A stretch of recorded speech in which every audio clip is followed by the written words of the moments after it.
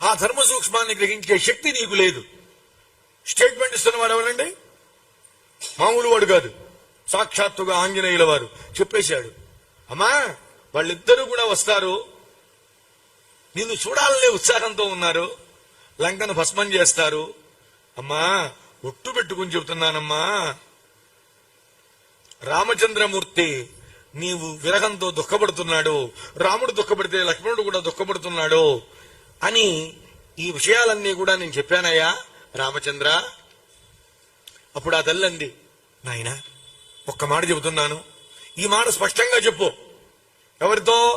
రాముల వారితో, మా మరిది లక్ష్మణ స్వామితో అని.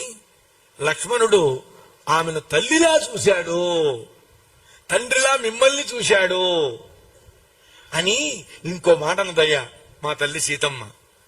వీళ్ళు పోయింది, మా తల్లి మొదలు పెట్టాడు ఈయన.